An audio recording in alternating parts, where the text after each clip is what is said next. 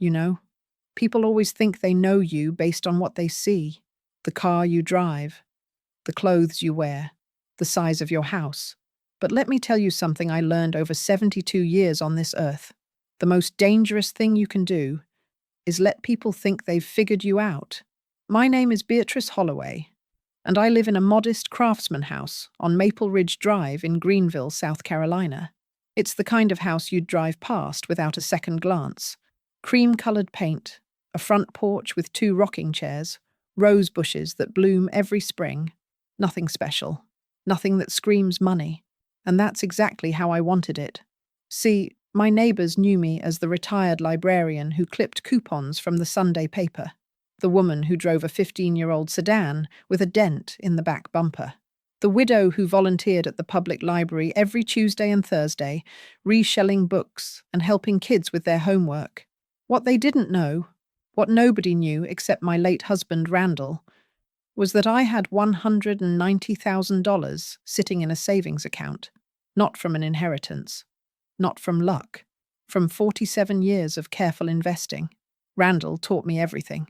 Buy low, sell high, B, he'd say, sitting at our kitchen table with the Wall Street Journal spread out before him. And never, ever tell anyone what you have. The moment people know you have money, they start seeing you differently. I thought he was being paranoid back then. But Randall was a wise man. The wisest man I ever knew. It's been 5 years since I lost him. 5 years since I stood at Oakwood Cemetery in a black dress I'd owned for 20 years, watching them lower my husband into the ground. My son Dex stood beside me that day, holding my hand so tight I thought my fingers might break. "We're going to be okay, Mom," he whispered. "I promise. We'll take care of each other." I remember looking at him, my baby boy, 43 years old but still my baby, and feeling grateful. Grateful I wasn't alone.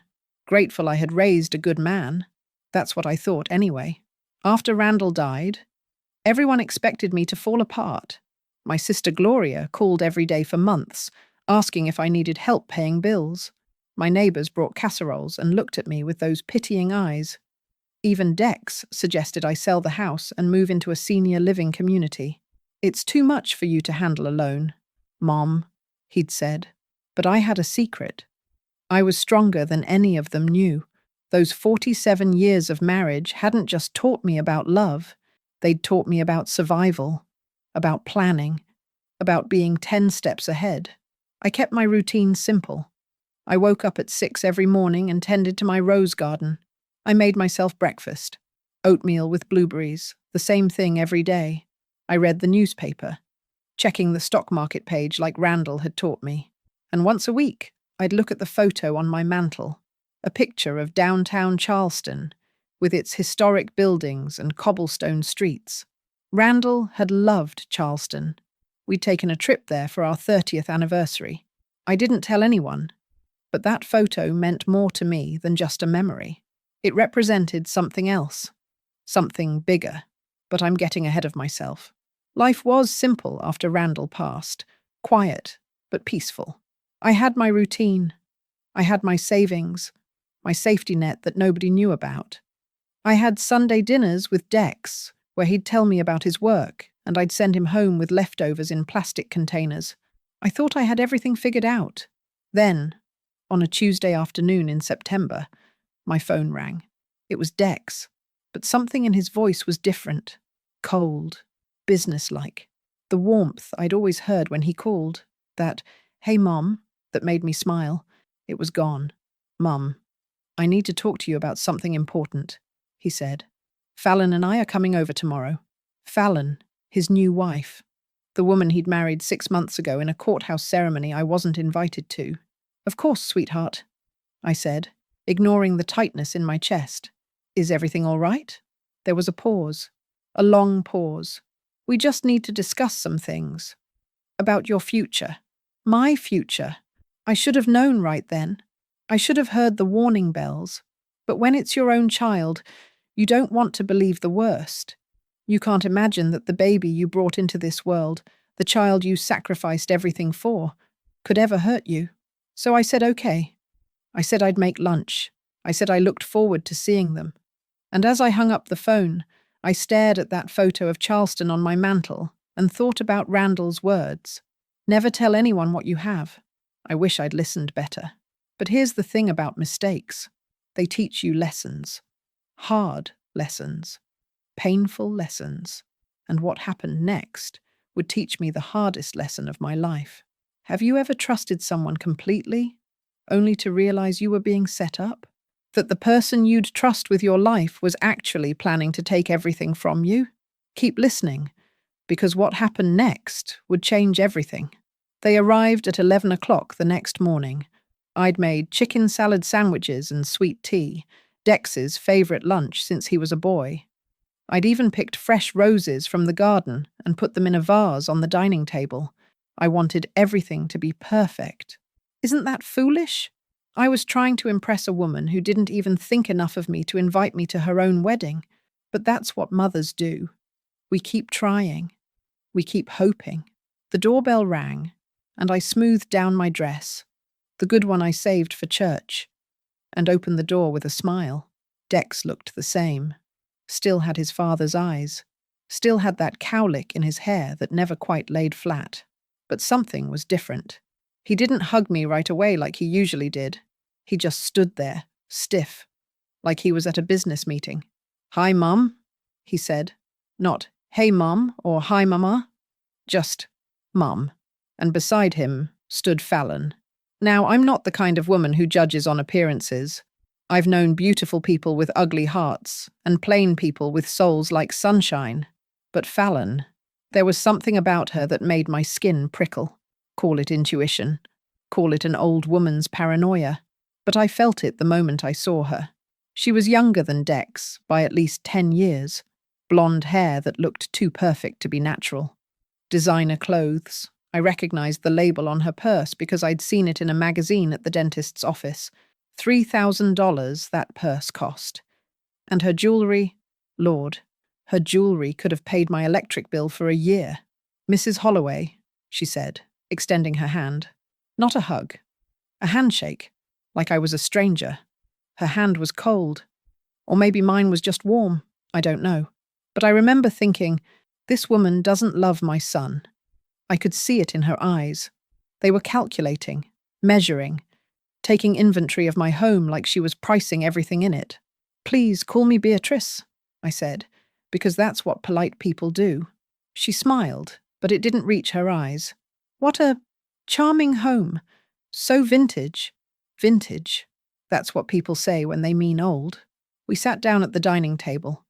I'd set out the good plates, the ones Randall's mother gave us as a wedding present. Dex barely touched his sandwich. Fallon didn't touch hers at all. "So," I said, trying to fill the silence. "How are you two settling in? Dex mentioned you were house hunting." They exchanged a look. One of those looks married people give each other when they've rehearsed something. "Actually, Mom, that's what we wanted to talk to you about," Dex said. He cleared his throat. "We're concerned about you." "Concerned?" I set down my tea glass. "Why would you be concerned?" Fallon leaned forward, her voice dripping with fake sympathy. "Mrs. Holloway, Beatrice, you're living here all alone. At your age, that can be difficult, dangerous even. At my age, I was 72, not 90. I could still climb stairs. I could still drive. I could still balance my checkbook better than most people half my age. I'm doing just fine," I said, keeping my voice steady. "But what if something happened?" Dex added. "What if you fell? What if you had a medical emergency? We worry about you, Mom." There was something in his tone, something rehearsed, like he'd practiced these words. Fallon gestured around the room. "And this house, it's so outdated. When was the last time you updated the wiring, the plumbing? These old houses can be money pits." Money pits. She was talking about my home, the home I'd lived in for 45 years, like it was a burden. "And that car," she continued. "How old is it? 15 years? 16? You must be struggling financially to keep driving something so ancient." Struggling financially. I had $190,000 in the bank. But she didn't know that. Nobody knew that. "I manage just fine," I said quietly. Dex reached across the table and took my hand. For a moment, I thought I saw my boy again. The one who used to bring me dandelions from the yard. The one who'd cried in my arms when his goldfish died. Mum, we've been talking, and we think you should add me to your bank account, just for emergencies. So if something happens, I can help you pay bills, take care of things. There it was. The real reason for this visit. I pulled my hand back slowly. Why would I need to do that? Because you're getting older, Fallon said, her voice still sweet, but with an edge now. People your age, well, they start to forget things, make mistakes with their finances. We've read articles about elderly people being scammed, losing their money to con artists. The irony of that statement wouldn't hit me until later. Dex looked uncomfortable. He wouldn't meet my eyes. It's just a precaution, Mum. I'd be there to protect you. I looked at my son, really looked at him, and I remembered something. A promise he'd made when he was 8 years old. We'd been at the playground, and he'd fallen off the monkey bars and scraped his knee. I'd cleaned the wound and kissed it better, and he'd looked up at me with those big eyes and said, "When I grow up, I'll take care of you, Mama. I promise." I'd believed him then. Sitting at that table, watching him avoid my gaze while his wife smiled that cold smile, I wanted to believe him again. But something stopped me. Some instinct. Some small voice in the back of my mind that sounded a lot like Randall. "Be careful, Bee. Let me think about it," I said. Fallon's smile tightened. Dex's jaw clenched. "Of course," he said. "Take your time. We just want what's best for you." They left 20 minutes later. Barely touched the lunch I'd made. Barely said goodbye. After they drove away, I started cleaning up the dishes. That's when I saw it. On the floor by the chair where Fallon had been sitting. A small white tag, the kind stores attached to expensive items. I picked it up. It was from her purse. The price was still on it. $3,400. I stood there in my dining room, holding that little piece of paper, and I remembered what Dex had told me last month. He'd called, asking if he could borrow $500. "Money's tight right now, Mum. Just until I get my next paycheck." I'd sent him a check the next day. Money's tight. But his wife carries a purse worth nearly $4,000. I walked to the mantel and looked at that photo of Charleston. And for the first time, I was grateful that nobody knew about my savings, that nobody knew about the lessons Randall had taught me, because something was very, very wrong. And I was starting to think that my own son was part of it. If someone you just met starts making decisions about your life, that's not help. That's control. I didn't see it then, but I should have. I should have seen Fallon for exactly what she was. But mothers are blind when it comes to their children. We want to believe the best. We want to trust. And that's exactly what makes us the easiest targets. For 2 weeks, my phone rang every single day. Dex calling during his lunch break. "Mum, have you thought about the bank account thing? I really think it's important." Dex calling in the evening. "Just checking in. Did you talk to the bank yet?" Dex calling on Sunday morning. "We could go to the bank together if that would make it easier." And then Fallon started sending me things. Articles forwarded to my email. Yes, I had email, despite what she seemed to think. Articles about elderly people being scammed, about memory loss in seniors, about the importance of having family members involved in financial decisions. One article was about a 75-year-old woman who forgot to pay her bills and lost her house. Another was about an elderly man who gave his credit card information to a phone scammer and lost everything. The message was clear. You're old. You're vulnerable. You need us. But here's what they didn't understand. I'd been managing money since I was 23 years old. I'd raised a child on a librarian's salary while Randall built his business. I'd stretched every dollar, invested carefully, made smart choices for 47 years. I wasn't confused. I wasn't vulnerable. But I was tired. Tired of the constant calls. Tired of defending myself. Tired of feeling like I had to prove my competence to my own son. And underneath the tiredness was something worse. Doubt. That insidious little voice that asks, what if they're right? What if I am getting older and don't see it? What if I'm not as sharp as I think I am? That's what manipulation does. It makes you question yourself. I tried to call my niece Kimber, Gloria's daughter, the one person in the family who'd always understood me, but she didn't answer. I left a message. Kimber, honey, I need to talk to you about something. Call me back when you get a chance. She didn't call back. 2 days later, I got a sympathy card in the mail from my sister Gloria. Beatrice, we heard about your memory problems.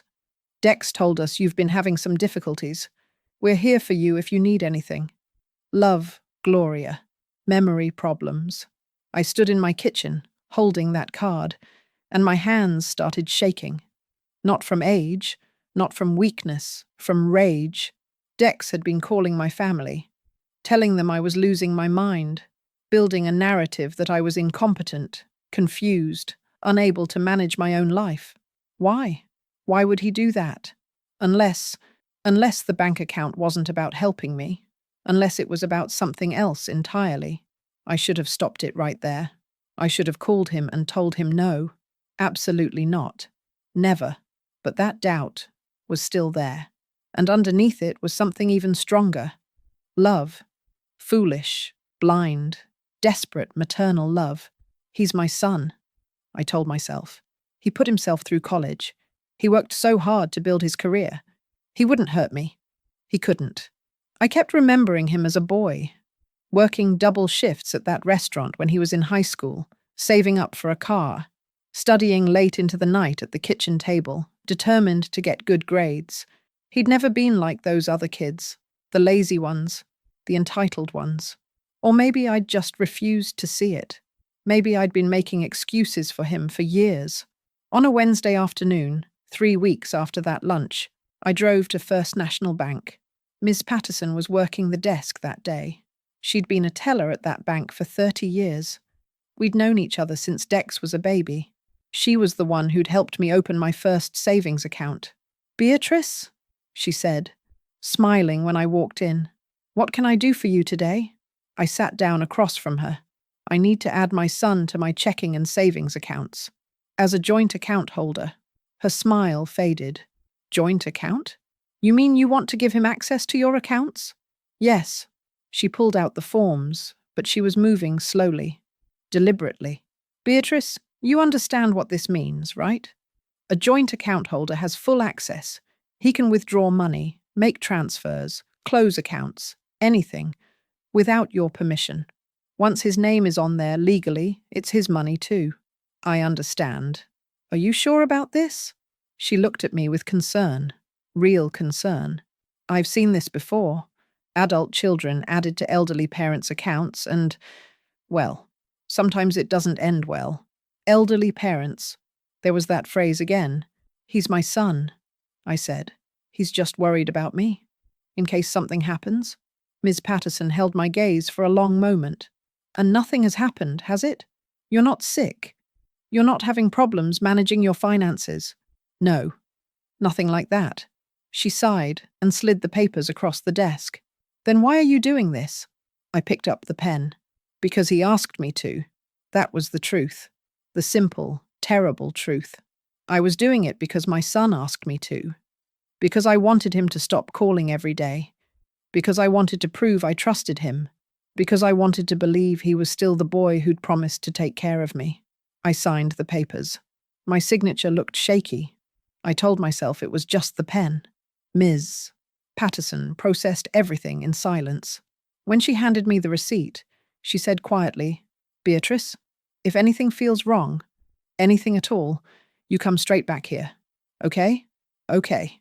But I wouldn't, because by the time I realized something was wrong, it would be far too late. I drove home in a daze, called Dex, and told him it was done. He sounded pleased, relieved. Thanks, Mom. This is really for the best. You'll see. For the best. For whose best? That night, I couldn't sleep. I kept thinking about Randall, about all the times he'd told me to be careful, to protect myself, to never give anyone complete access to our money. He's my son, I whispered into the darkness, as if Randall could hear me. He wouldn't hurt me. But there was no answer, just silence. 3 months went by. Quiet months. Dex didn't call as often. When he did, he was warmer again, more like his old self. I told myself I'd made the right decision, that my doubts had been silly. Then, on a Tuesday morning in December, I logged into my bank account online. I'd been checking on a dividend payment from one of my stocks. Just routine. Nothing special. The page loaded, and my heart stopped. Checking account balance, $412.17. Savings account balance, $435.06. Total, $847.23. I stared at the screen. This had to be a mistake, a glitch. The website had made an error. I checked the transaction history. There it was. A single transfer dated yesterday, Monday, December 4th, at 2:47 p.m. Transfer to Dex Holloway, $189,152.77, $189,152.77. Every penny I had. Gone. I sat at my desk, staring at that number, and I felt something break inside me. Not my heart. Hearts don't actually break. I learned that when Randall died. But something else.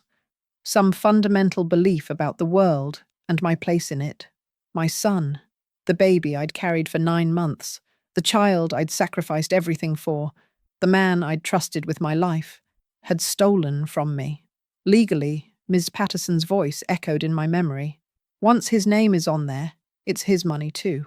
But legal doesn't mean right. Legal doesn't mean moral.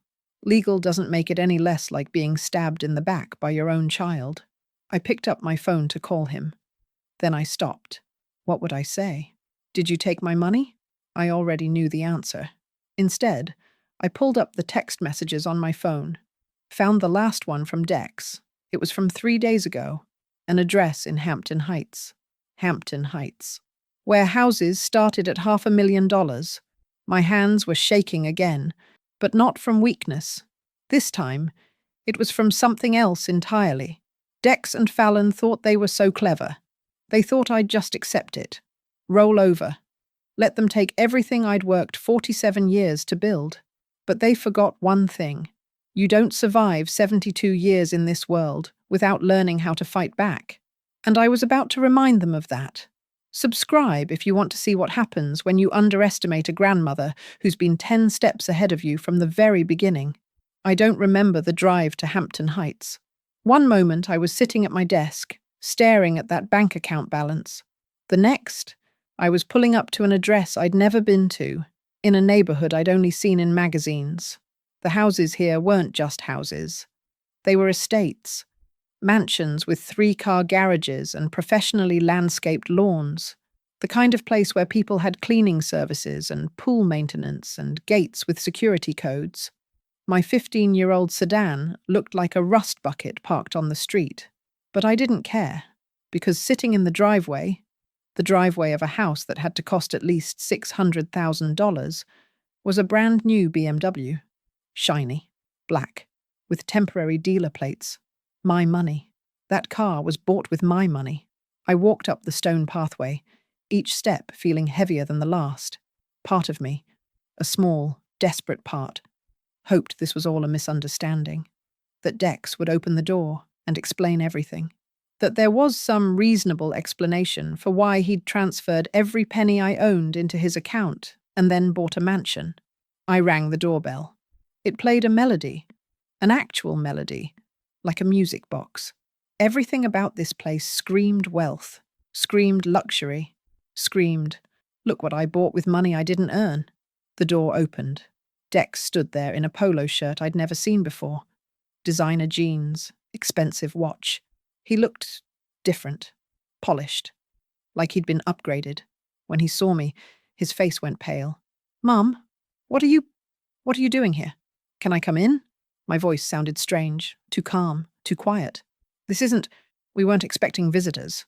He didn't move to let me inside. Behind him, I heard footsteps. Fallon appeared, wearing workout clothes that probably cost more than my monthly grocery bill. Her hair was perfect. Her makeup was perfect. Everything about her was perfect, except for the smile. When she saw me, she smiled. Actually smiled. Beatrice, she said. What a surprise.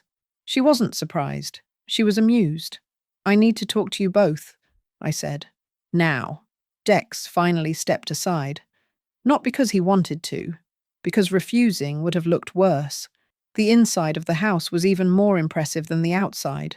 Marble floors, a chandelier in the entryway, furniture that looked like it came from a showroom. Everything new, everything expensive, everything paid for with my 47 years of sacrifice. We stood in the foyer. Nobody invited me to sit down. Nobody offered me water. This wasn't a social visit, and we all knew it. My bank account is empty, I said. Dex couldn't meet my eyes. He looked at the floor, at the walls, at anything except me. Mom, I can explain. You transferred $189,000 yesterday. Every cent I had, without telling me, without asking. I was going to call you. Were you? I turned to Fallon. She was still smiling. Did you know about this? Of course I knew, she said. It was partly my idea. At least she was honest. Dex finally looked at me, and in his eyes I saw something that broke me more than the empty bank account. I saw indifference. Cold, calculated indifference. Mum, I didn't steal anything. You made me a joint account holder. Remember? You signed the papers. Legally, that money was mine too. Legally? I repeated. The word tasted bitter. Yes, I had every right to withdraw it. Just because something is legal doesn't make it right. My voice was shaking now. You betrayed me, Dex. You took everything I had. He had the audacity to look annoyed, like I was being unreasonable. Mom, you're 72 years old. What were you going to do with all that money? Sit on it until you died. We needed it. Fallon and I are building a life together. We have plans, dreams, a future. And I don't? That's not what I meant. Then what did you mean? That I'm too old to have dreams? Too old to deserve security? Too old to matter? Fallon stepped forward. Beatrice, you're being dramatic. Look at this house. Look at what we've built. Your money went to something good, something better than letting it sit in a bank account earning minimal interest. Something good. My life savings went to something good. I looked around at the marble and the chandelier and the expensive furniture. You spent my money on a house. And the car, Fallon added, almost proudly. And some investments. Dex has been wanting to start a business, and now we can. With my money. With our money, Dex corrected. Mum, you put my name on that account. That made it our money. I know you're upset, but you need to understand. This was legal. You gave me permission. I gave you access for emergencies, not to drain the account and buy a mansion. You didn't specify that in the paperwork. His voice was getting harder, more defensive. You signed general joint ownership. That means I can do whatever I want with it. I stared at my son. This man who looked like Dex, sounded like Dex, but wasn't the Dex I'd raised. Or maybe he was. Maybe this is who he'd always been, and I'd just refused to see it. Do you remember, I said quietly, when you were 18 and got accepted to college? You cried because we couldn't afford tuition. He shifted uncomfortably. Mum, don't. I worked double shifts at the library, took in sewing on the weekends, wore the same winter coat for 5 years. Do you remember what I told you when you asked why I didn't buy myself new clothes? He didn't answer. I said, I have everything I need. I have you. The silence in that marble foyer was deafening. That money you took, I earned it over 47 years. Every penny was a sacrifice. Every dollar was a choice, my needs or my son's future. And I always chose you. Fallon sighed, like I was boring her. This is why we didn't tell you. We knew you'd make it emotional. Emotional? I looked at her. Really looked at her. You convinced my son to steal from his own mother. And you think I'm being emotional? I didn't convince him of anything, she said coolly. I simply helped him see that you were being selfish, hoarding money you didn't need. We're young. We have expenses. You're elderly and retired. It's a matter of redistribution. Redistribution. That's what they were calling theft now. I turned back to Dex. Is this really what you think? That I was being selfish by saving my own money? He looked uncomfortable, but he nodded. Mum, you don't need that much money. You live simply. You don't travel. You don't buy things. It was just sitting there. It was my security, my independence, my choice. And now it's our choice, Fallon said. Get used to it, Beatrice. This is how the world works. The old generation passes wealth to the young generation.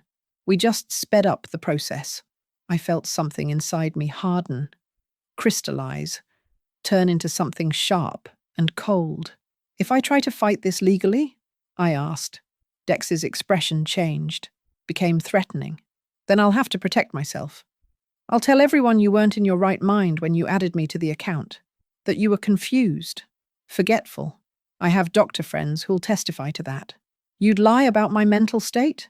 I'd tell the truth, that you're an elderly woman who needed help managing her finances and then forgot she'd given me permission. He'd thought this through. They both had. And if I tell the rest of the family what you did, Fallon laughed, actually laughed. They already think you're losing it. Dex has been preparing them for months. Who do you think they'll believe? The confused old woman or the concerned son? That's when I knew. This hadn't been impulsive. This had been planned, calculated. They'd been setting this up from the moment they walked into my house 3 months ago. Oh, Fallon added, as if remembering something pleasant. You should know. I'm pregnant. So think very carefully before you try to tear this family apart. Do you really want your grandchild growing up knowing you tried to destroy their parents over money? Pregnant. Another manipulation. Another chain to bind me in guilt and silence. I walked to the door. My legs felt weak, but I kept them steady. Mum? Dex called after me. This is for the best. You'll see. We'll take care of you. You won't need to worry about money anymore. I turned back one last time. I'll never forgive you for this. Yes, you will, he said. You're my mother. That's what mothers do. I walked out of that house and got into my old sedan, sat in the driver's seat with my hands on the wheel. And that's when the neighbor called out. An elderly man, maybe 75, watering his lawn. He waved at me, friendly. Excuse me? He said, walking over. You must be Dex's family. He talks about you sometimes. I managed to smile. He does? Oh yes, he's a good man. So sad about his mother passing away a few years ago, but I'm sure she'd be proud of him now. The world tilted. His mother? Passed away? That's what he told us when they moved in. Said she'd died of cancer. It's wonderful that he still has other family visiting, though. I thanked him. I don't know what I said. The words came out automatically. Then I drove away from that mansion, that BMW, that perfect life built on my broken back. Dex had told his neighbors I was dead. He'd erased me from his life long before he stole my money. I made it 3 blocks before I had to pull over. I sat there in a parking lot, shaking, and that's when I remembered. Randall's voice, on his deathbed, holding my hand. The Charleston property. Don't tell Dex about it until you know he deserves it. Oh, Randall. You knew. You always knew. I pulled out my phone and looked at that photo of Charleston I'd saved months ago. The commercial building downtown.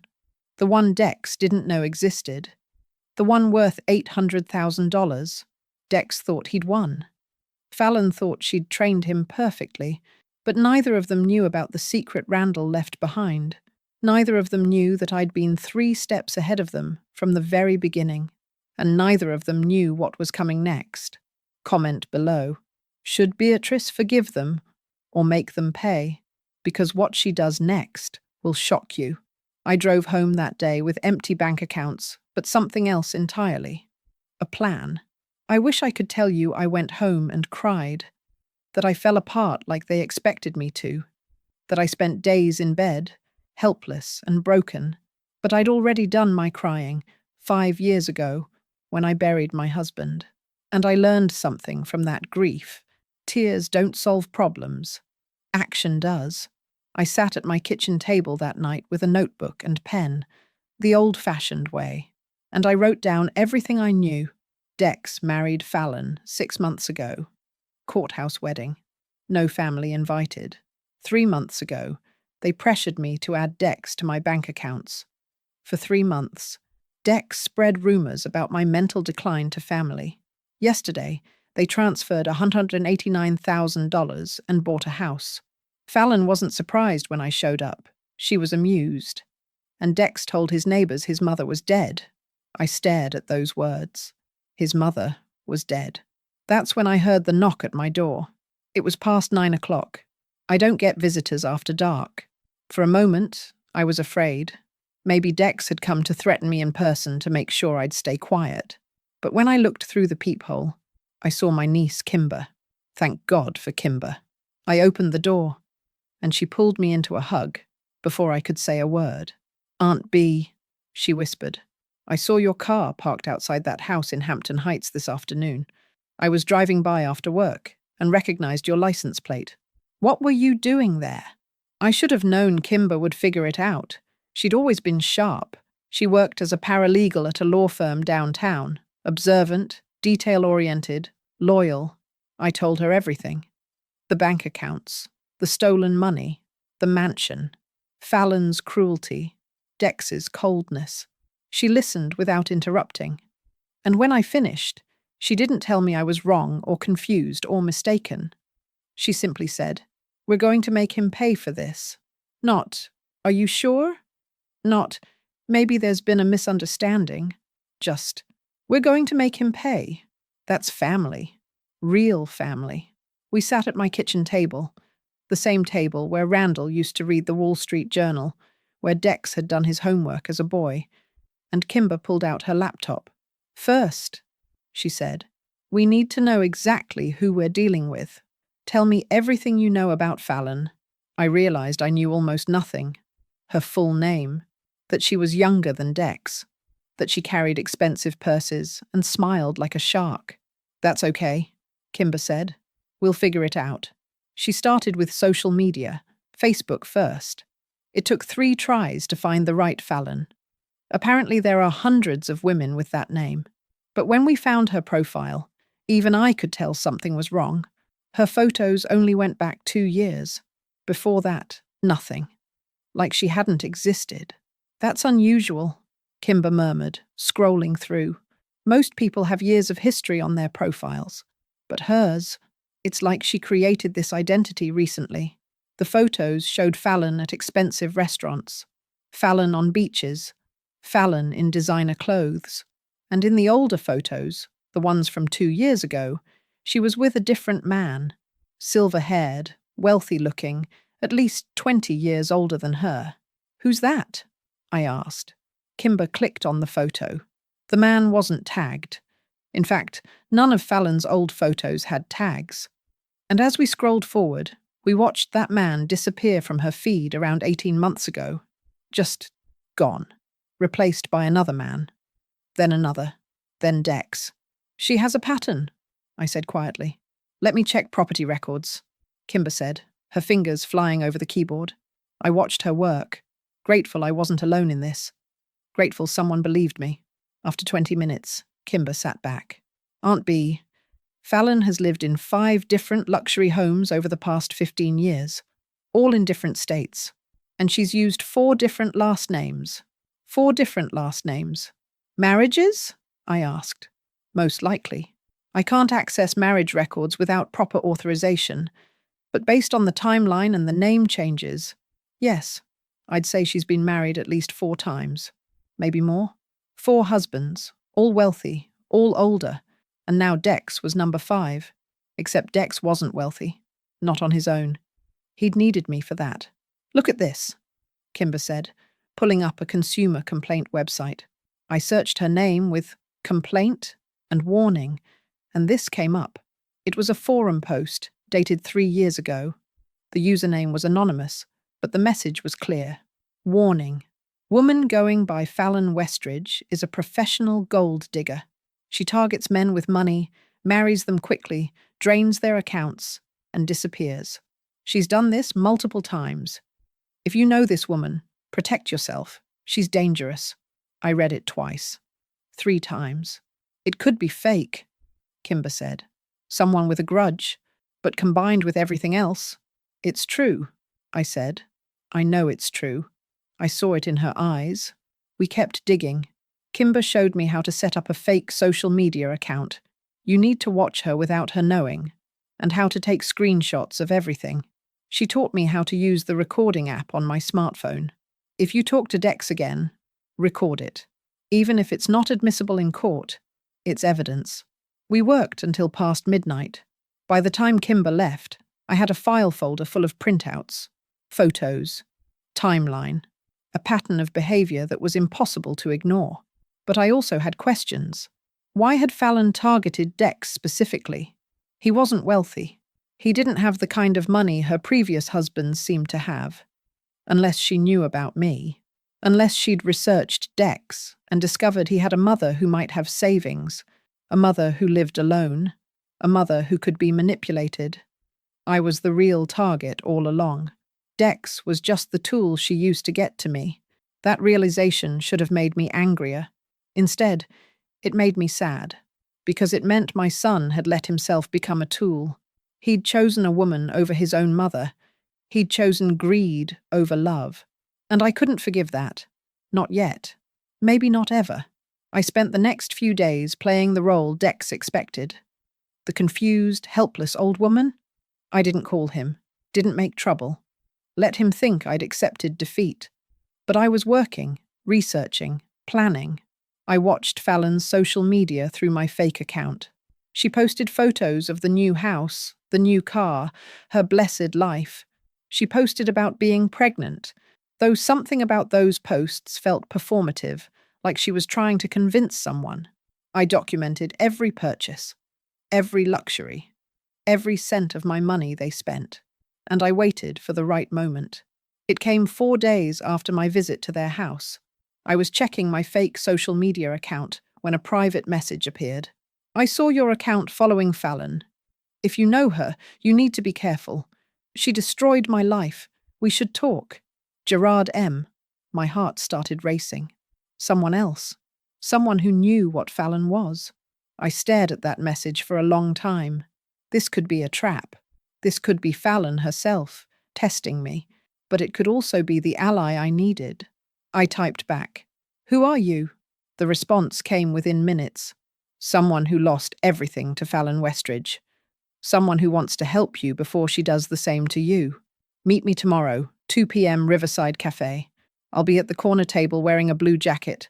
Don't tell anyone. I showed Kimber the message. She was skeptical. It could be dangerous, Aunt B. You don't know this person. I'll meet him in a public place. You can wait outside in your car, watch through the window. If anything seems wrong, you'll be right there. She didn't like it, but she understood. We needed information. We needed to know everything about Fallon if we were going to stop her. That night, I barely slept. I kept thinking about that message. Someone who lost everything to Fallon. How many people had she done this to? How many families had she destroyed? And why did no one stop her? Maybe because people like Fallon know exactly how to operate in the grey areas of the law. They don't break the rules. They bend them. They manipulate. They coerce. They lie. But they do it carefully, legally. Just like Dex taking my money was legal. But I was learning something important. Something Randall had tried to teach me for years. Legal and moral aren't the same thing. And sometimes, to get justice, you have to be smarter than the people who wronged you. Fallon wasn't just greedy. She was a professional. She'd done this before, and she'd do it again. But this time, she'd picked the wrong family. This time, her victim wasn't going to stay silent. Hit that subscribe button because Beatrice is about to turn the tables. And trust me, you don't want to miss what happens next. Riverside Cafe is the kind of place people go for quiet conversations. Small tables, soft music, strong coffee. Kimber waited outside in her car, watching through the window like we'd planned. I walked in at exactly 2 o'clock, looking for a man in a blue jacket. He was easy to spot. Silver hair, probably mid-60s, sitting at the corner table with his hands wrapped around a coffee cup like he needed it for warmth. When he saw me, he stood up. Old-fashioned manners. "Beatrice?" he asked. "Gerard?" We shook hands. His grip was firm, but his eyes were sad. The kind of sadness that settles into a person's bones and never quite leaves.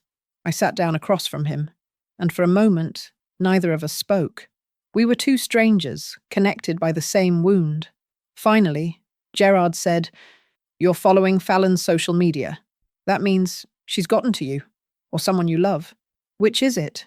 "My son," I said quietly. "He married her 6 months ago. They took everything I had." Gerard closed his eyes briefly, like he'd heard this story before. "I'm sorry. I'm so sorry. How did you find me?" "I keep tabs on her accounts. I created fake profiles years ago just to track her movements. When I saw a new account following her, an account that was clearly fake, created just to watch her, I knew.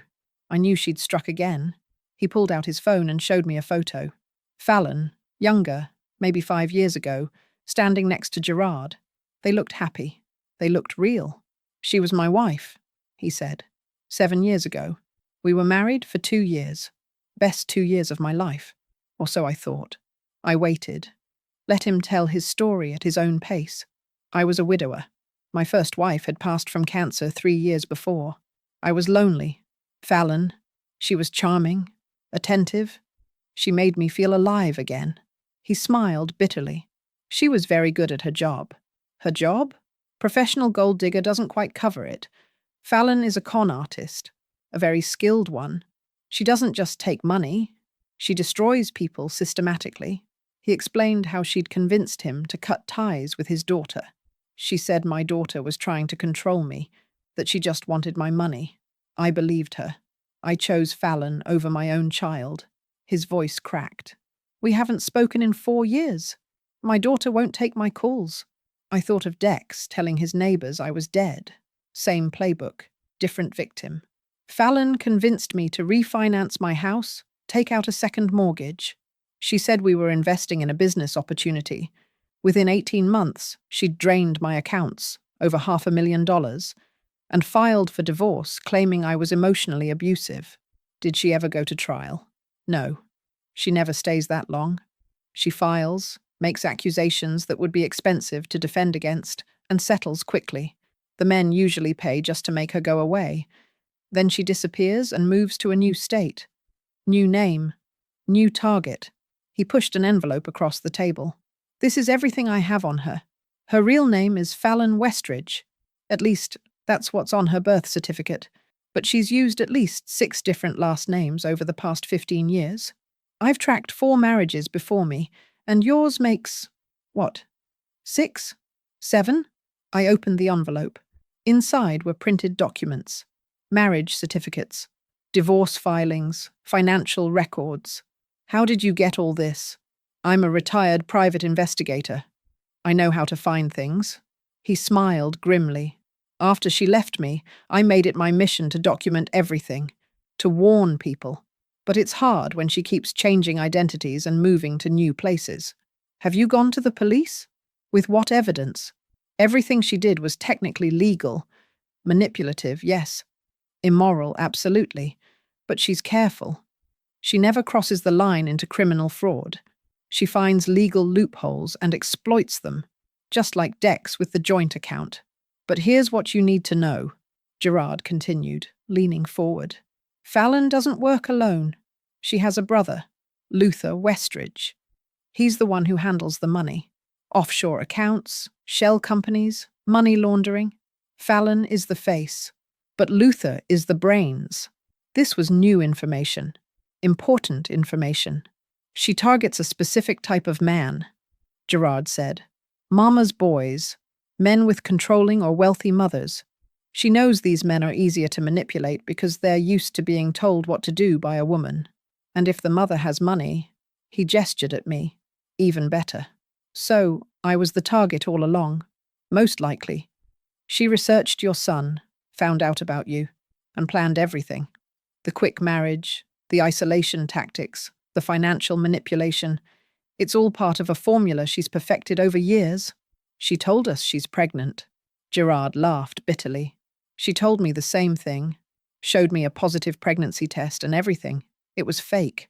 She's used that tactic with at least 3 husbands. It buys her time. The men won't divorce a pregnant woman, and their families are less likely to interfere. She usually miscarries after she's secured the money. Everything was clicking into place. The whole elaborate con. "I have recordings," Gerard said.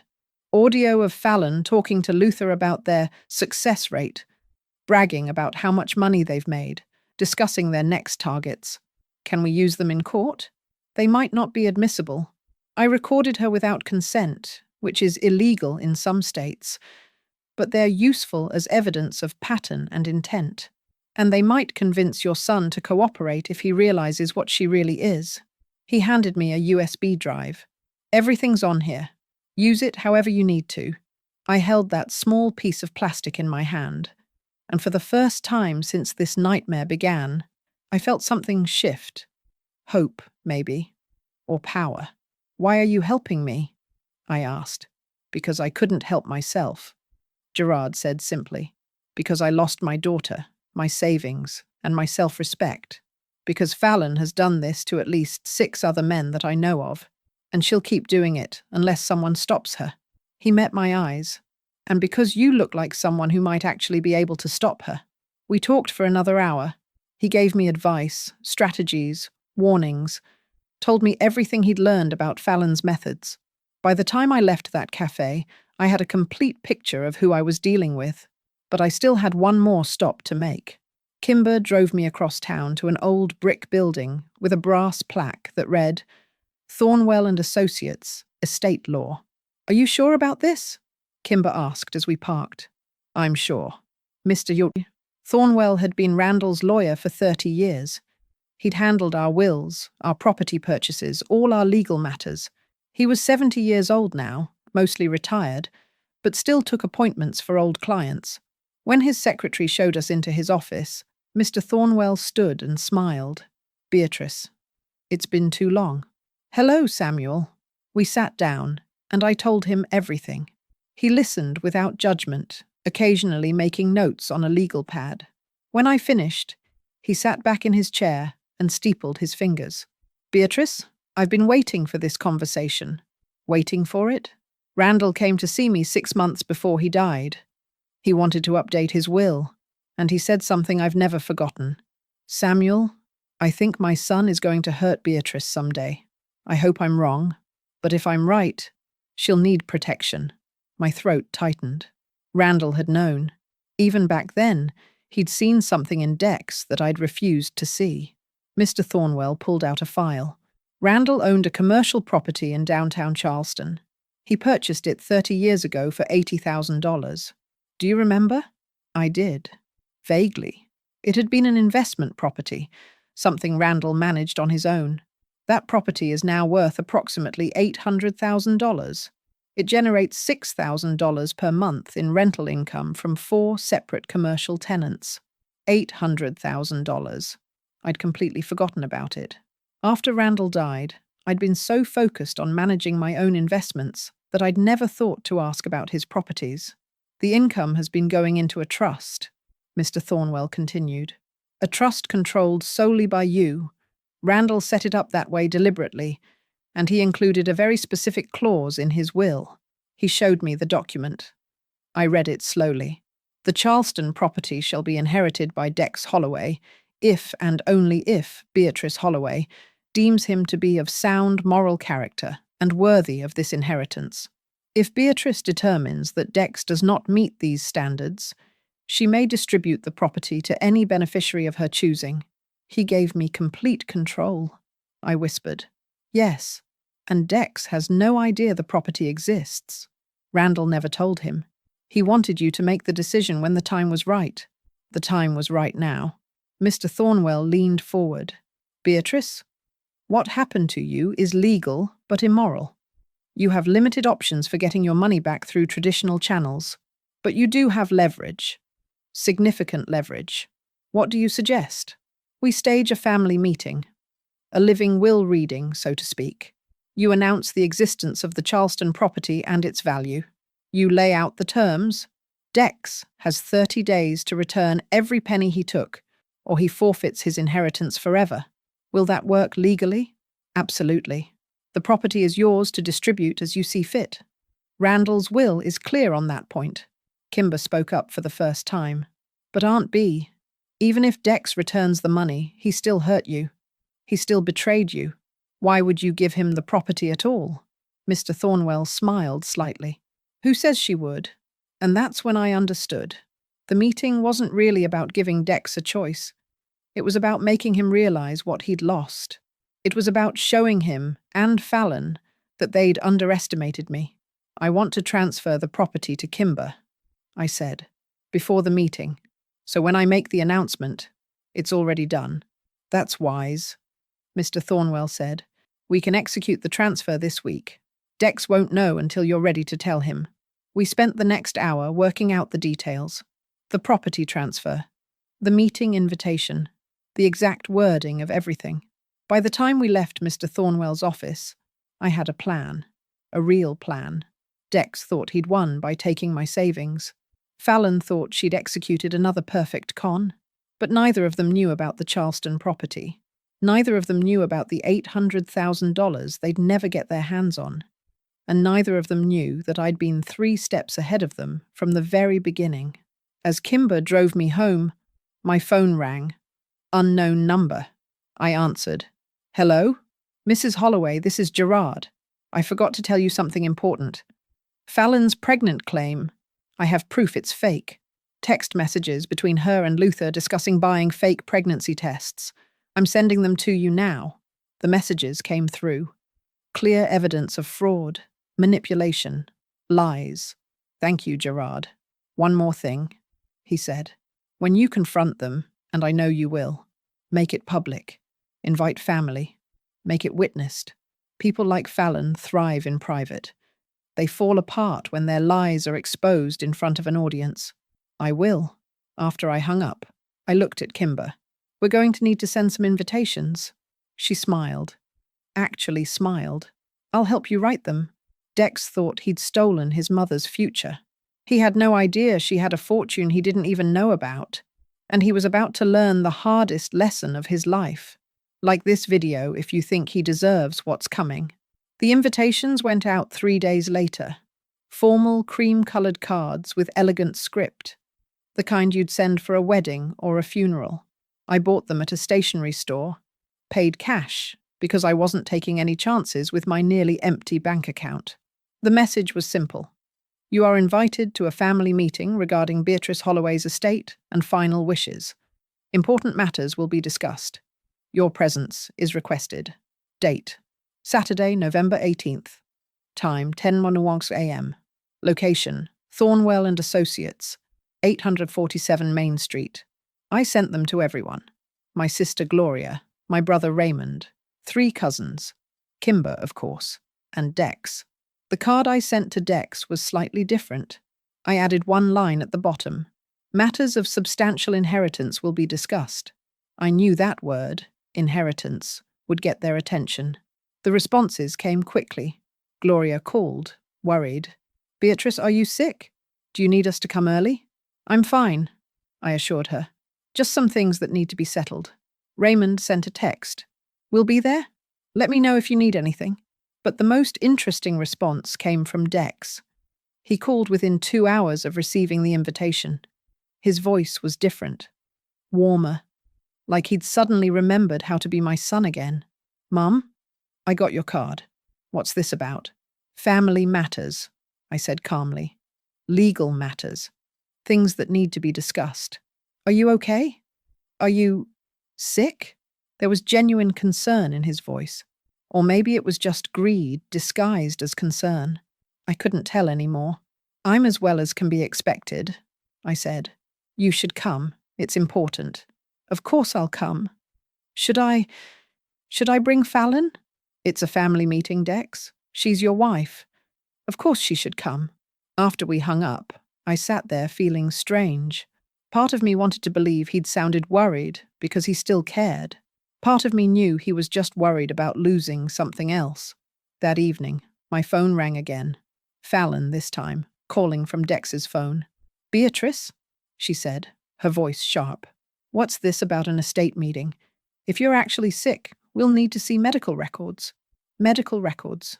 Even now, She was trying to control the narrative. "I'm not discussing this over the phone, Fallon. Are you dying?" she asked bluntly. "Because if this is some manipulative guilt trip to get us to return money that was legally ours, it won't work." I could hear Dex in the background. "Fallon, don't—" "No," she cut him off. "If she's going to play games, we need to know what we're dealing with." I thought about hanging up, but Gerard's words came back to me. People like Fallon thrive in private. They fall apart when their lies are exposed. So instead, I said calmly, "The estate is worth more than you can imagine, Fallon. Come to the meeting or don't. But Dex will regret missing it for the rest of his life." I hung up before she could respond. Kimber, who'd been sitting with me, laughed. "Aunt B, that was perfect. You gave them just enough information to make them curious, but not enough to prepare. That's the point. I want them off balance." Over the next week, I prepared. I printed every document Gerard had given me, every bank statement showing the stolen money, every screenshot of Fallon's expensive purchases, every piece of evidence about her past marriages and cons. I practiced what I'd say, how I'd say it. Kimber helped me rehearse, playing the role of Dex, of Fallon, of angry family members. "You need to stay calm," she reminded me. "Don't let Fallon provoke you. Don't let Dex make you emotional. State the facts. Show the evidence. Let them condemn themselves." I knew she was right, but I also knew how hard it would be. These weren't strangers. This was my son, the baby I'd raised, the child I'd loved more than anything in the world. How do you destroy your own child? Because that's what this would do. Dex's reputation would be ruined. His relationships with the rest of the family would be damaged forever. His marriage, assuming it survived at all, would be exposed as a fraud. The night before the meeting, I couldn't sleep. I sat in my living room in the dark, looking at old photo albums. Dex as a newborn, tiny and red-faced in my arms. Dex learning to ride a bike. Randall running beside him. Dex graduating high school, that proud smile on his face. When did it change? When did the sweet boy become this cold stranger? Or had I just been blind all along? Around 2 a.m, I wrote him a letter. Not to send, just to get the words out. "Dear Dex, I would have given you everything freely. The money, the property, my support, my love. All you had to do was ask. All you had to do was be honest. All you had to do was love me back. But you chose to steal instead. You chose Fallon over me. You chose greed over family. Tomorrow you'll learn what you've lost. Not just the inheritance, but your mother. I hope it was worth it." I folded that letter and put it in a drawer. Someday, maybe, I'd give it to him. Or maybe I'd just keep it as a reminder. A reminder that love isn't enough. That sometimes people choose to hurt you, no matter how much you've sacrificed for them. The morning of the meeting, I woke up at 5, took a long shower, put on my best dress. Navy blue, conservative, dignified. Applied makeup carefully.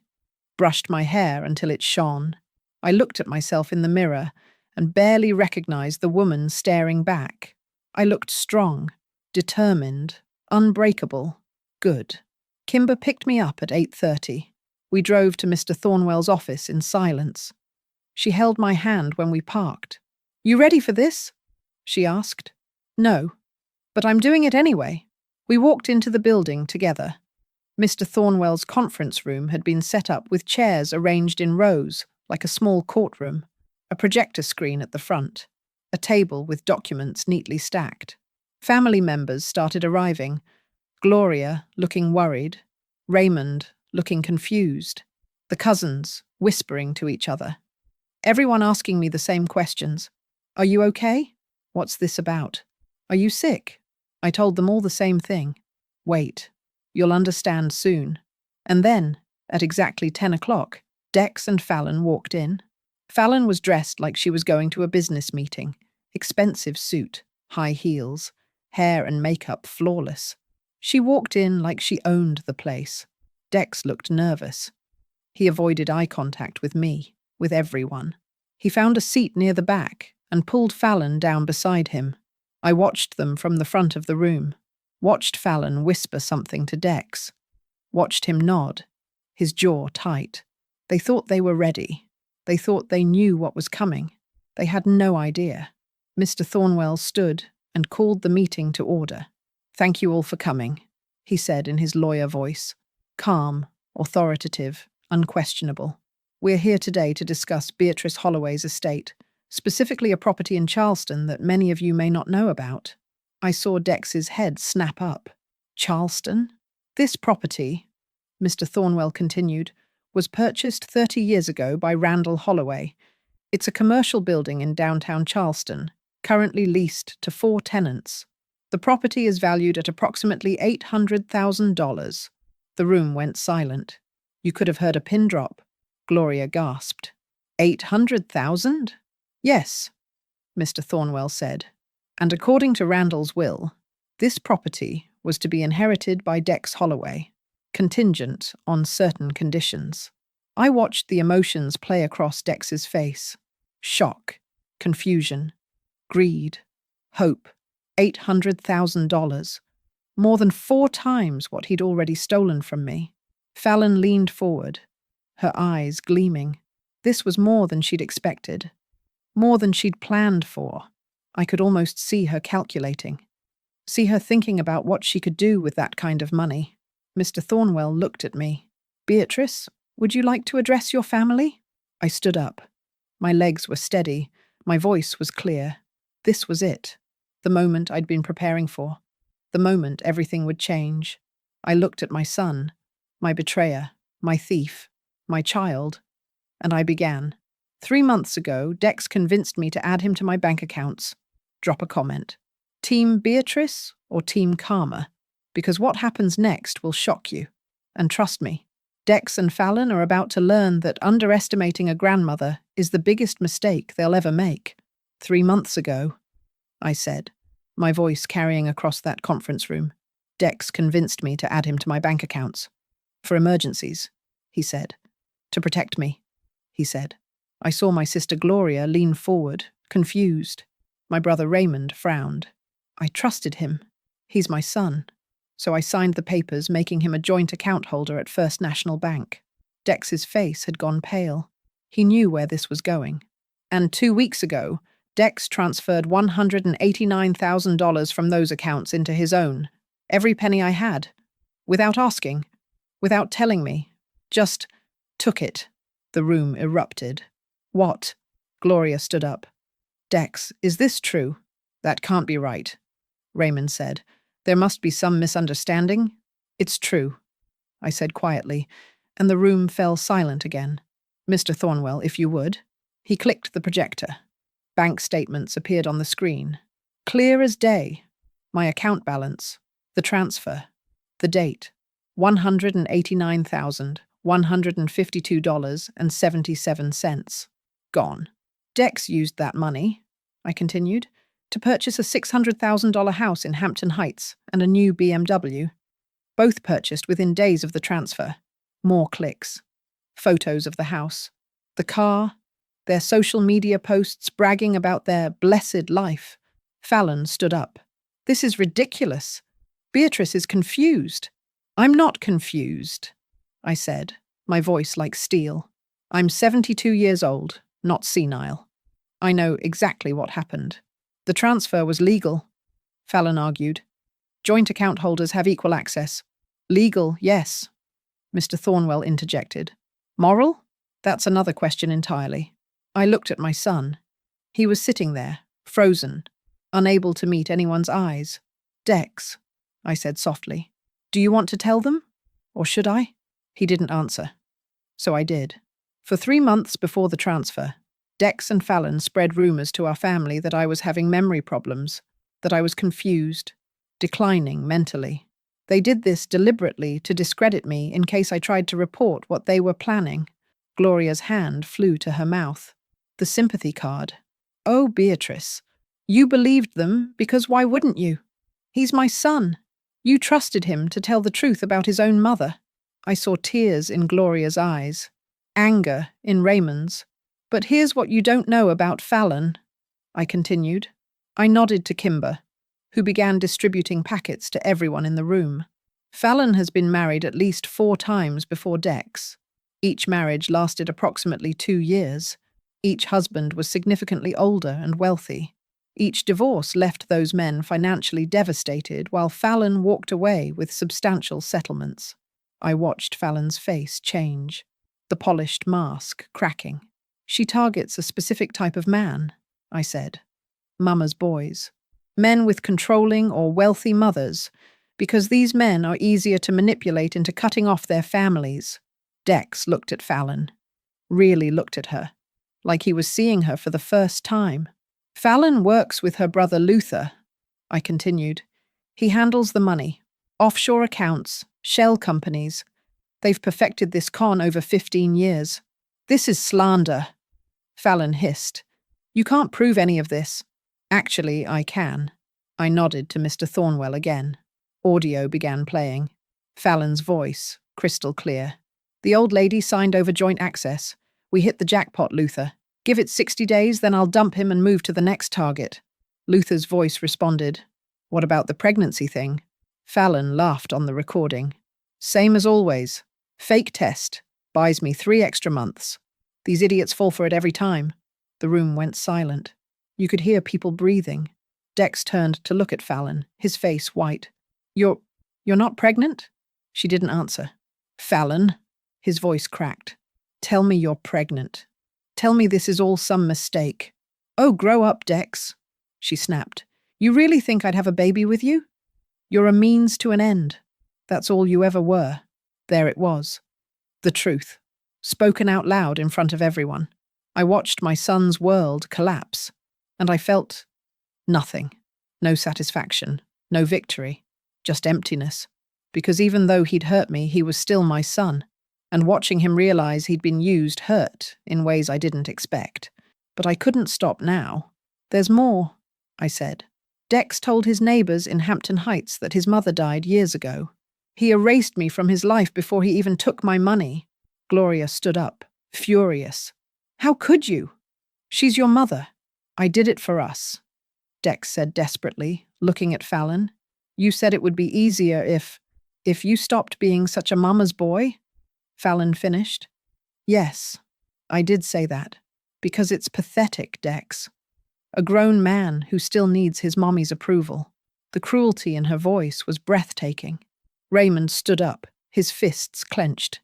You need to leave, now. Gladly, Fallon said, grabbing her purse. This family is beneath me anyway. Dex, are you coming? Dex sat there, torn, looking at Fallon, then at me, then at the rest of the family, staring at him with disgust and disappointment. Dex, Fallon said impatiently, let's go. But he didn't move. Fine, she snapped. You'll be hearing from my lawyer about the divorce. And trust me, I'm taking half of everything. She stormed out, her heels clicking on the floor. The door slammed behind her, and Dex sat there, abandoned, alone, finally understanding what he'd done. The conference room was silent for a long moment. Then Dex spoke, his voice barely a whisper. Mum, I'm so sorry. I didn't know. I thought she loved me. You knew I loved you, I said quietly, and you chose her anyway. Can we fix this? I'll return the money. I'll sell the house, the car, everything. Will you? I asked. Or will you only return it because now you know about the Charleston property? He flinched. That's what I thought. Mr. Thornwell stood up. Perhaps we should take a brief recess before we continue with the estate matters. People filed out, to the bathroom, to make phone calls, to process what they'd just learned. Gloria came to me, hugging me tight. I'm so sorry I didn't believe you, she whispered. I should have known better. It's not your fault. They were very convincing. Kimber stayed close, watching Dex, who sat alone in the back row with his head in his hands. Part of me wanted to go to him, to comfort him, to tell him it would be okay, but it wouldn't be okay. Not for a long time. And I had something else I needed to do first. When everyone returned 15 minutes later, the energy in the room had changed. The shock had worn off. Now there was anger, directed at Dex, directed at Fallon wherever she'd gone.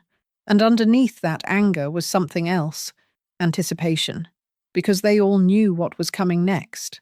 The inheritance, the Charleston property, $800,000, and Dex's fate hung in the balance. Mr. Thornwell called us back to order. Before we continue, there's one more matter that needs to be addressed. He pulled out a document and handed it to me. This morning, he said, we received notice that Dex Holloway filed paperwork with the probate court attempting to have Beatrice declared mentally incompetent. More gasps, more outrage. He what? Raymond shouted. The filing claims that Beatrice Holloway suffers from dementia and is unable to manage her own affairs. It requests that Dex be appointed as her legal guardian with full power of attorney over her finances and medical decisions. I looked at Dex. Even after everything, you weren't done. You wanted to take my freedom too. Mum, no, I didn't. Fallon said, stop blaming Fallon. I finally raised my voice. You signed those papers. You made those choices. You stole from me, lied about me, and tried to have me declared incompetent so I couldn't fight back. Those were your decisions, Dex. He had no answer, no defense, because I was right, and he knew it. Mr. Thornwell continued. Fortunately, the filing was clearly fraudulent and has been dismissed, but it demonstrates the lengths to which Dex was willing to go. I took a deep breath. This was it, the moment I'd been building toward. As you all now know, I said, Randall left a commercial property in Charleston, worth $800,000. According to his will, that property was to go to Dex, if I deemed him worthy of sound character. I paused. Let that sink in. After everything you've heard today, I want each of you to answer this question. Is Dex worthy? Silence. That's what I thought, I said quietly. Dex stood up, tears streaming down his face. Mom, please. I know I made mistakes, terrible mistakes, but I can change. I'll do anything. Just please, please don't take this away from me. And for the first time since this nightmare began, I saw my son again. Really saw him. Broken, desperate, genuine, but it was too late. Even after everything, Dex wasn't done. He wanted to take her dignity, her freedom, her voice. If you've ever been underestimated by someone you loved, subscribe, because Beatrice is about to remind everyone who she really is, and what she does next will change everything. I looked at my son standing there, tears on his face, begging for mercy he hadn't shown me. And I remembered something Randall told me years ago, when Dex was a teenager and had gotten caught cheating on a test. The first time someone shows you who they are, B, you give them grace. The second time, you set boundaries. The third time, you believe them. This wasn't the first time, or the second, or even the third. This was a pattern, a choice, a fundamental flaw in character that I hadn't wanted to see, but I saw it now. Sit down, Dex, I said quietly. He sat. I walked to the front of the room and I told them a story, one I'd kept buried for 25 years. When Dex was 18, I began, he got accepted to college. We were so proud, but we couldn't afford the tuition. Randall's business was struggling. My salary as a librarian barely covered our bills. I could feel everyone's eyes on me. Dex cried when he got that acceptance letter. I'll never get to go, he said. We'll never have enough money. I looked at him. He was staring at the floor. I had one valuable thing left from my mother, a pearl necklace. Real pearls. My grandmother had given it to my mother on her wedding day, and my mother gave it to me on mine. It was the only heirloom I had, the only physical connection to the women who came before me. My voice was steady, but my heart was breaking all over again. I sold it, got $8,000 from an estate jeweler, just enough to cover Dex's first year of tuition. Gloria made a small sound. She remembered that necklace. She'd always loved it. When I gave Dex the check, he hugged me and said, Mum, I'll make you proud. I'll take care of you someday. I'll pay you back 10 times over for everything you've sacrificed. I finally let myself feel the pain of it, the betrayal of it. I wore the same winter coat for 5 years after that. The lining was torn, The zipper broke, but I couldn't afford a new one because every extra dollar went to Dex's textbooks, his meal plan, his housing. I walked closer to where he sat. I worked double shifts at the library, took in sewing on weekends, skipped meals so we could pay for your education. And you know what? I was happy to do it. Because you were my son. Because I loved you. Because I believed you when you said you'd make me proud. Mum, his voice cracked. Do you remember what you said when you took my money? When I confronted you in that mansion you bought with my savings? He didn't answer. You said, "You're 72 years old. What were you going to do with all that money?" Like I didn't deserve it. Like those 47 years of sacrifice meant nothing. I pulled out a piece of paper. The letter I'd written to him. The one I thought I'd never show anyone. I wrote you something the night before this meeting. I'm going to read it now. My hands shook slightly, but my voice stayed strong. I would have given you everything freely. The money, the property, my support, my love. All you had to do was ask. All you had to do was be honest. All you had to do was love me back. But you chose to steal instead. You chose Fallon over me. You chose greed over family. Tomorrow, you'll learn what you've lost. Not just the inheritance, but your mother. I folded the letter and put it back in my pocket. I sold my mother's pearls for you, Dex. I gave up everything I had for you. I worked until my hands ached and my feet hurt and my back screamed in pain. For you. Tears were streaming down his face now. I know, Mum. I know. And I'm so sorry. You repaid me. I continued, my voice rising now with all the anger I'd been holding back. By stealing everything I had left and calling me senile. By trying to have me declared mentally incompetent. By telling your neighbors I was dead. The words hung in the air like a verdict. You showed me who you really are, Dex, and I believe you now. I turned to Mr. Thornwell. I'm ready to announce my decision regarding the Charleston property. The room held its breath. As you all know, Randall's will gave me complete discretion over who inherits this property. And I've made my decision. I looked at Dex one last time. I'm giving you a choice. You have 30 days to return every penny you took from me. $189,152.77. If you do, we'll revisit the question of the inheritance. If you don't, you forfeit it forever. Hope flickered in his eyes. I can do that. I'll sell the house, the car. I'm not finished, I said. Mr. Thornwell stood and pulled out another document. However, I continued, I needed to know something before making this offer. I needed to know if you'd do the right thing when there was nothing left to gain, when there was no inheritance dangling in front of you like a carrot. Confusion crossed Dex's face. So, yesterday, I said, I transferred the Charleston property to Kimber. The room exploded. You what? Dex jumped to his feet. The property is now in Kimber's name. Legally, permanently. It's done. But you just offered. I offered you a chance to prove your character, to do the right thing for its own sake, not for a reward. That was your test, Dex.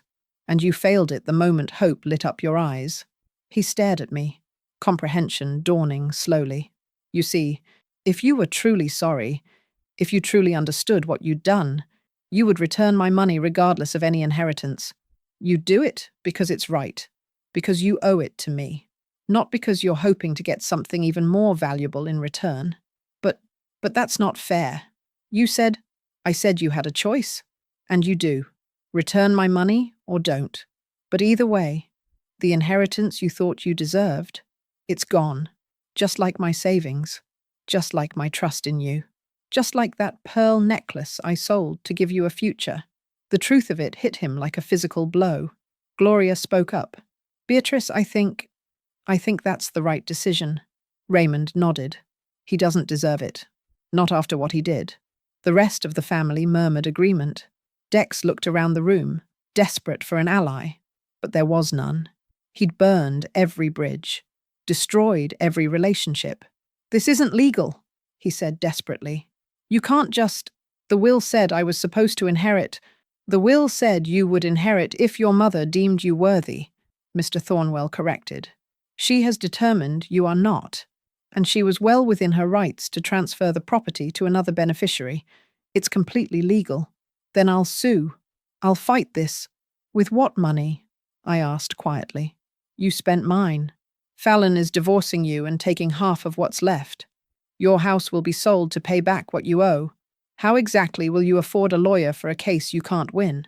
He had no answer. Because I was right, and we both knew it. I want you to understand something, Dex, I said, my voice softer now. This isn't about revenge. This isn't about punishing you. This is about consequences. You made choices. Those choices have results. And one of those results is that you lost your inheritance. You lost your mother's trust. You lost your place in this family. Mum, please, I'm not finished. I held up my hand. You can earn back some of what you've lost. Not the inheritance. That's gone forever. But maybe, someday, if you do the work, you can earn back a relationship with me. A limited one. With boundaries. He looked up, a flicker of hope in his eyes.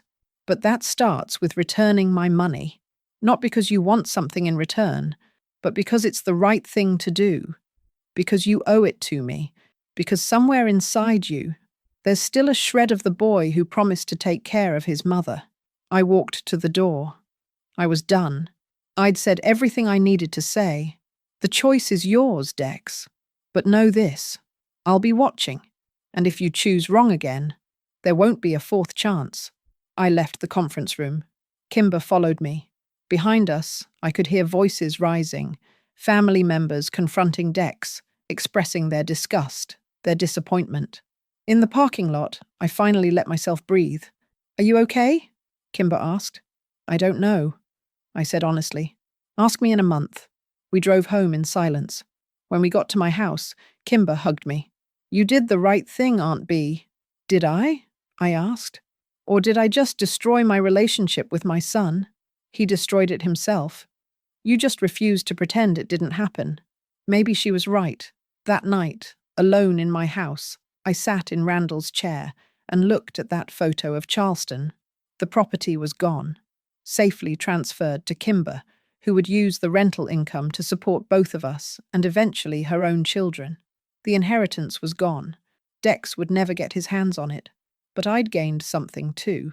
My dignity, my voice, my power. Fallon thought she'd found another victim. Dex thought his mother was weak. They both learned the hardest lesson of their lives. If you think Beatrice is a legend, smash that like button and let me know in the comments. Because this grandmother just proved that underestimating someone's strength is the biggest mistake you can make. 1 month later, I sat in my kitchen drinking coffee and reading the newspaper when someone knocked on my door. It was a Tuesday, my volunteering day at the library. I was due there in an hour. I looked through the peephole and saw Dex standing on my porch. He was alone. He looked thinner, tired, like he hadn't been sleeping. I almost didn't open the door, but curiosity won out, or maybe hope, that terrible, stubborn hope that lives in every mother's heart, no matter how much they've been hurt. I opened the door but didn't invite him in. Hello, Dex? Hi, Mom. His voice was quiet, humble, different from the last time I'd heard it. What do you want? He held up an envelope. I have something for you. I took it, opened it. Inside was a check. $127,000, not the full amount, but substantial. I sold the house, he said, and the car, and all of Fallon's jewelry. Turns out half of it was fake anyway. This is what I could get. I stared at that check. $127,000. The divorce is almost final, he continued. Fallon got a lawyer, but I had evidence of her fraud thanks to Gerard's recordings. She ended up with nothing. Actually fled the state when she found out there was a fraud investigation. Good, I said. The remaining $63,000, he swallowed hard. Some of it was already spent. Some was in accounts I can't access. Luther must have moved it. But I'm working now, 2 jobs. I'm going to pay you back every penny. It'll take years, but I'll do it. I looked at my son, really looked at him. He meant it. I could see that. But meaning it wasn't enough. Not yet. Why? I asked. Why return any of it? The inheritance is gone. You're not getting the Charleston property, so why? Because you were right, he said simply. I needed to do it because it was right, not because I'd get something in return. He pulled out another envelope. This one was thicker. I've been going to therapy 3 times a week. These are receipts, proof that I'm actually doing the work. I took that envelope too, looked through it. Appointment confirmations, payment receipts, even some notes from his therapist about his progress, signed releases allowing him to share limited information with family. He was serious. I also volunteer now, he continued, at the senior center, helping elderly people with their finances, making sure they don't get taken advantage of the way I took advantage of you. That surprised me. And I wrote letters, he said, to everyone in the family, apologizing, not asking for forgiveness, just apologizing, taking responsibility. He looked at me with those eyes I'd loved since the day he was born. I know I destroyed our relationship. I know you might never trust me again, but I wanted you to know that I'm trying. I'm trying to become someone who would never do what I did, someone you could be proud of again. I held that check in my hand. $127,000. It wasn't everything, but it was something. More importantly, it was proof. Come inside, I said. His eyes widened. Really? For coffee, not for reconciliation. This isn't forgiveness, Dex. This is consideration. We sat at my kitchen table, the same table where we'd eaten breakfast together for 43 years, where he'd done his homework, where Randall had read the newspaper. I made coffee. We sat in awkward silence for a moment. Then I said, I'm depositing this check, and I'm going to watch what you do over the next year. If you keep working, keep paying back what you owe, keep going to therapy, keep volunteering. If you do all of that without asking for anything in return, then we'll talk about rebuilding something. What kind of something? I don't know yet. Not what we had before, that's gone forever, but maybe something new, something with boundaries, with honesty, with respect. He nodded, tears in his eyes. I can do that. You should know, I continued, that I'm not doing this for you. I'm doing this for me, because holding on to anger for the rest of my life will hurt me more than it hurts you. But don't mistake this for weakness. Don't mistake this for me being easy to manipulate again. I won't. I promise. Your promises don't mean much to me right now, I said bluntly. Show me through actions. Over time. Lots of time. I will. We finished our coffee. When he left, I sat at that table for a long time, thinking, was I doing the right thing? Or was I being a fool again? I honestly didn't know. But I knew one thing. I was doing it on my terms, with my boundaries, with my rules. And if he betrayed me again, I'd walk away forever without a second thought. That's what I'd learned from all of this. That love doesn't mean accepting abuse. That forgiveness doesn't mean forgetting. That giving someone a second chance doesn't make you weak. It makes you strong enough to risk being hurt again on your own terms. Over the next few months, Dex kept his word. He worked his 2 jobs, sent me money orders every month, $500, sometimes more when he picked up extra shifts. Never asked for anything in return. He kept going to therapy, sent me occasional updates, not asking me to respond, just keeping me informed. He volunteered at the senior center. I heard about it from Miss Patterson at the bank, who'd seen him there helping elderly clients understand their accounts. He's good at it, she told me. Patient, kind. He really seems to want to help. And slowly, very slowly, the family started to soften toward him. Not forgiveness, but acknowledgement that he was trying. As for me, I was thriving. Kimber and I co-managed the Charleston property. The rental income was steady and substantial. She'd even found a new tenant who paid above market rate. I started that investment club I'd been thinking about. A group for elderly women, teaching them financial literacy, helping them protect themselves from scams, sharing my own story as a cautionary tale. Ms. Patterson helped me develop a program for the bank. training employees to recognize signs of elder financial abuse.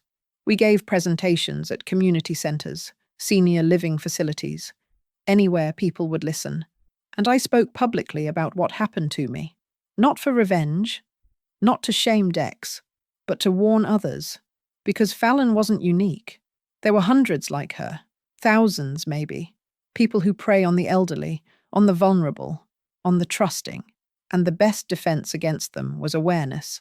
6 months after that family meeting, I received a call from Gerard. "Beatrice?" he said, his voice excited. "The police arrested Fallon and Luther. Multiple counts of fraud across 3 states. Your testimony and my recordings were key to building the case. Will it stick? It looks good. They're facing serious prison time if convicted. And even if they're not, their operation is blown. They can't do this anymore." That felt like victory. Real victory. Not just for me, but for every person they'd hurt. Every family they'd destroyed.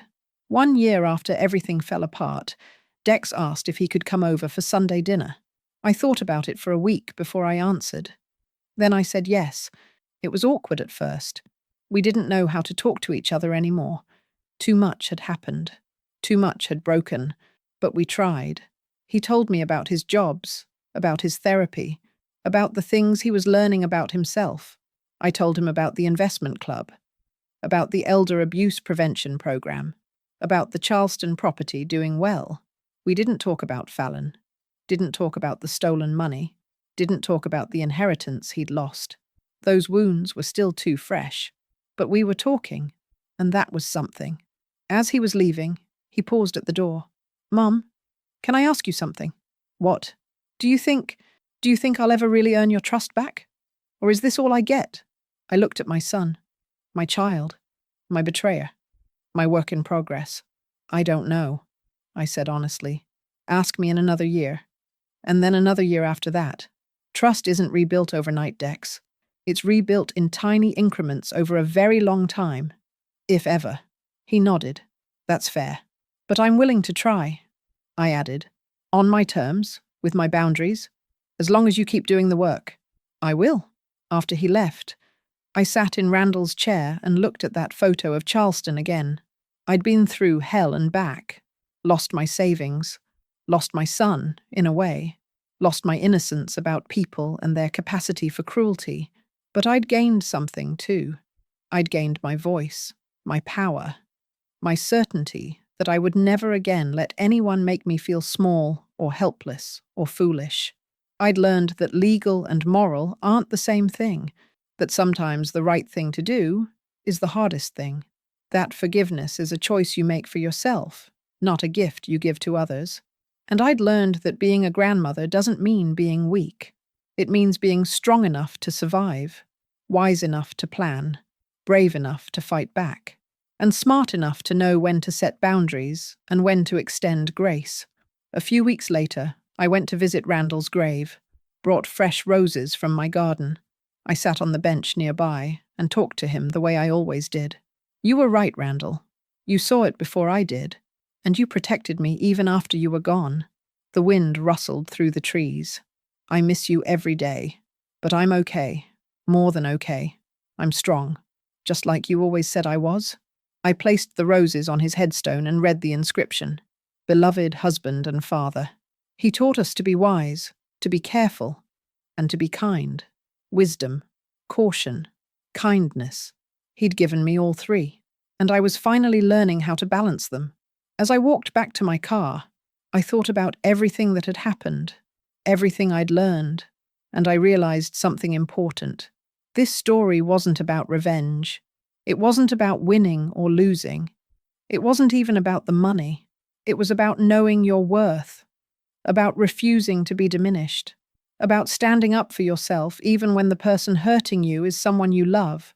It was about learning that you can forgive someone without letting them back into your life fully, that you can extend grace without abandoning boundaries, that you can love someone and still hold them accountable.